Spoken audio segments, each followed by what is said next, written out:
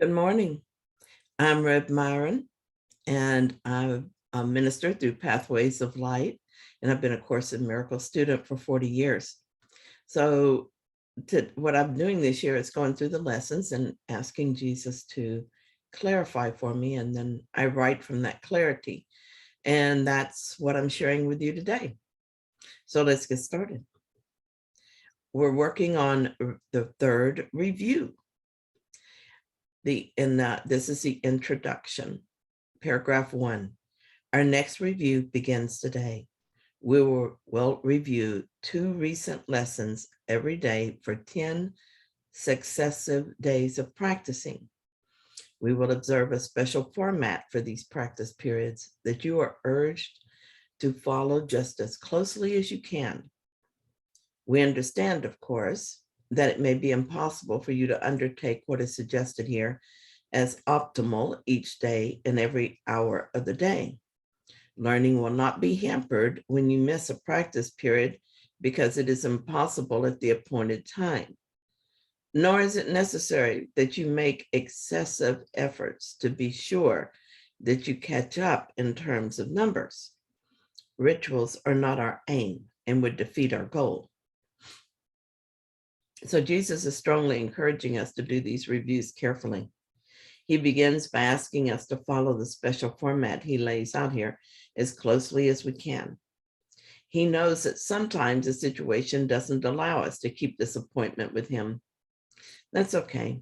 He doesn't want us to make a ritual of it where our concern is getting it perfect or making up for missed practices. That is not the point. And when we miss a practice because it is simply not possible to do it, our learning will not be hampered. This is good because sometimes in a busy day, it would be difficult to adhere to a strict schedule. 3, but learning will be hampered when you skip a practice period because you are unwilling to devote the time to it that you are asked to give. Do not deceive yourself in this. Unwillingness can be most carefully concealed behind a cloak of situations you cannot control. Learn to distinguish situations that are poorly suited to your practicing from those that you establish to uphold a camouflage for your unwillingness.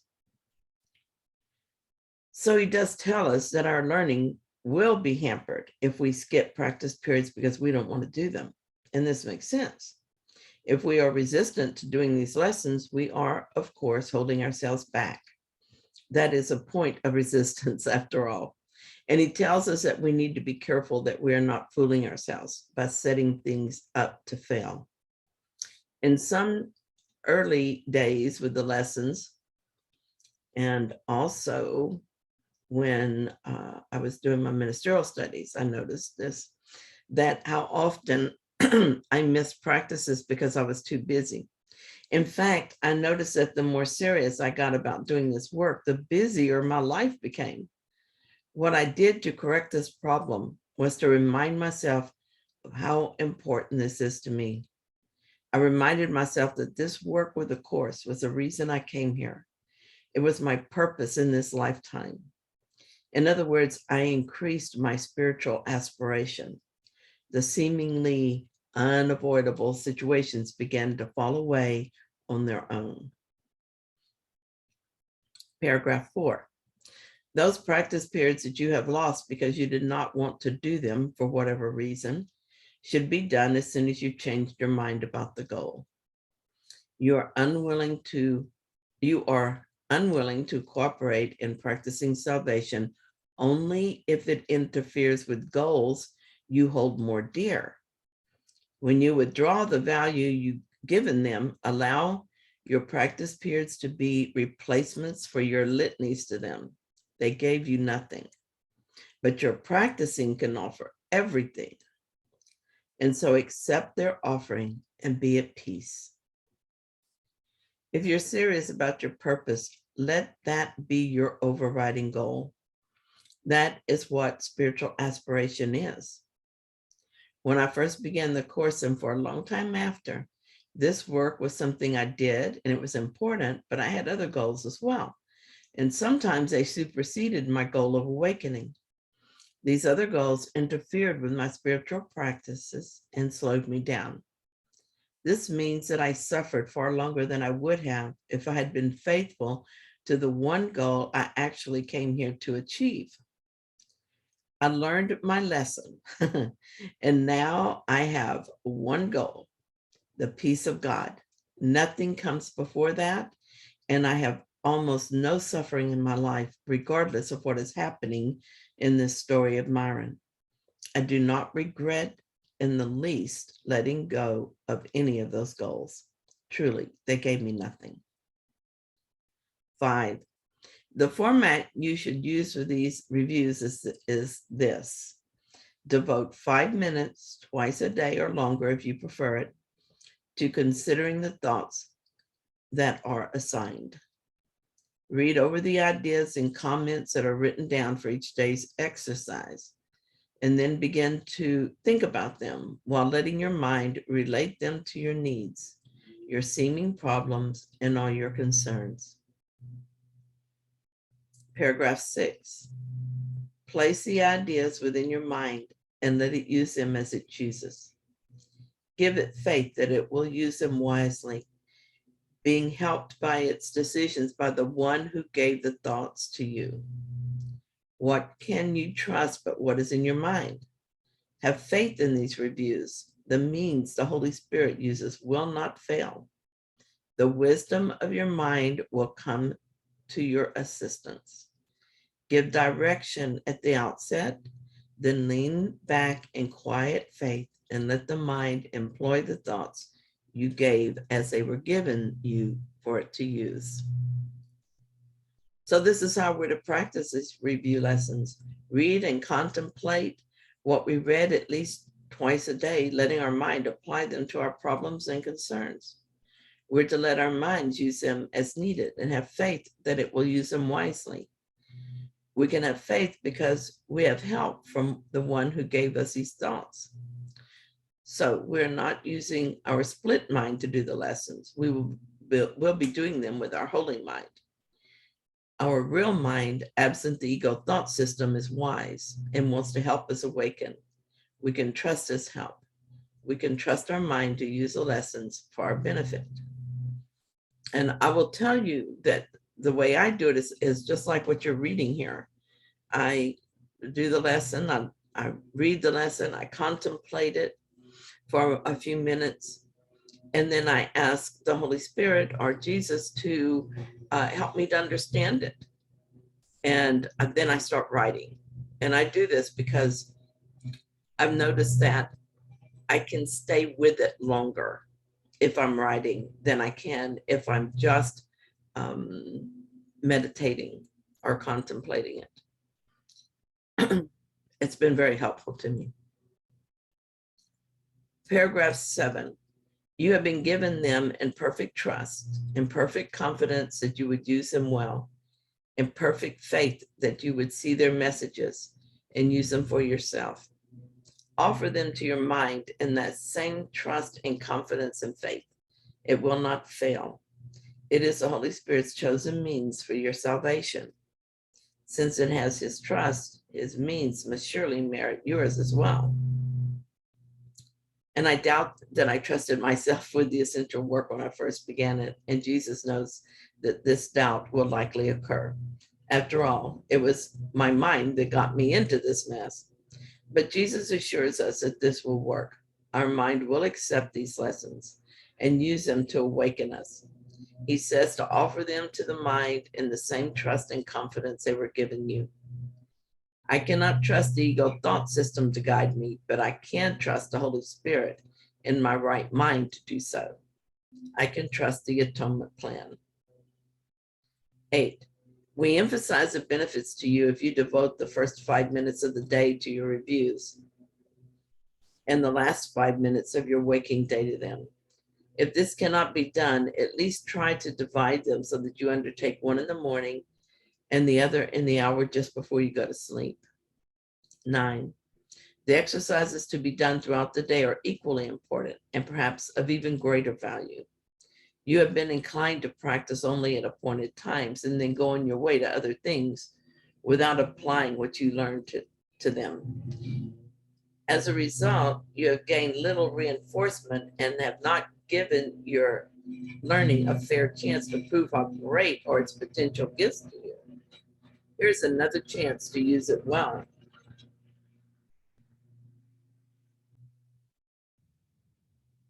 So let us adhere to these instructions as well as we can. Begin and end our day with this review, giving it at least 5 minutes. If you find you can't do this, you might do what I did and question that thought. There are 1,440 minutes in a day. Is it really impossible for us to carve out 5 of those minutes twice a day? If that is true, it might be good to question our goals again. We also need to remember these lessons during the day and use them when needed, or to simply bring them to mind. When one has first begun these practices, it's easy to forget all about the lessons when not actually working on it at the set time. We can go all through the day never thinking about these valuable ideas. And when we do, we don't gain the reinforcement we so badly need.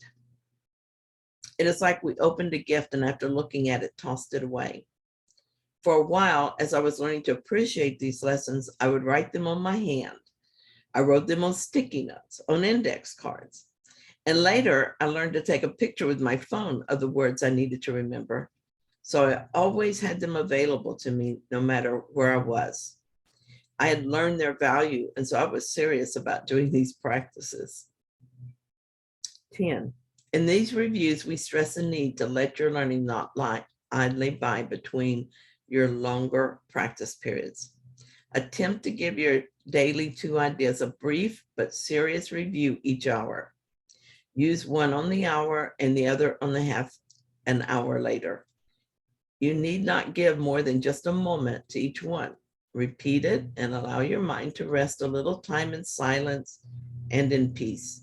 Then turn to other things, but try to keep the thought with you and let it serve to help your peace throughout the day as well. We can't really believe that this instruction is going to be hard to do. Every hour, do a brief review of the lessons, using one on the hour and the other on the half hour, and try to keep these ideas in your mind.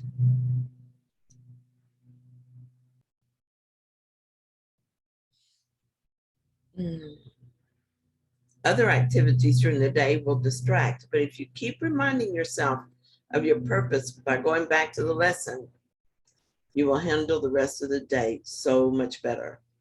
My experience has been that the more I keep my lesson in my mind, the smoother my day, because I am more often in my right mind and thus make better choices. 11, if you're shaken, think of it again. These practice periods are planned to help you form the habit of applying what you learn each day to everything you do. Do not repeat the thought and lay it down. Its usefulness is limitless to you, and it is meant to serve you in all ways, all times and places, and whenever you need help of any kind. Try then to take it with you in the business of the day and make it holy, worthy of God's Son, acceptable to God and to yourself. So now Jesus is really getting serious and is trying to catch our attention. He wants us to know that these are not just words that you're saying. These practices will help you in everything you do and in all the problems you encounter. He wants us to make them a habit so they will be useful to us. And he says their usefulness is limitless. He really grabs our attention with that last sentence. Try then to take it with you in the business of the day and make it holy, worthy of God's Son, acceptable to God and to yourself. Of Course in Miracles is studied and practiced will make your life easier and happier and more peaceful. But that is not all that happens. This is a holy encounter. You must not forget what is at stake, no less than the salvation of the world, something that's desperately needed. 12. Each day's review assignments will conclude with a statement of the thought to use each hour and the one to be applied on each half hour as well. Forget them not. This second chance with each of these ideals will bring such large advances that we come from these reviews with learning gains so great, we will continue on more solid ground with firmer footsteps and with stronger faith. 13,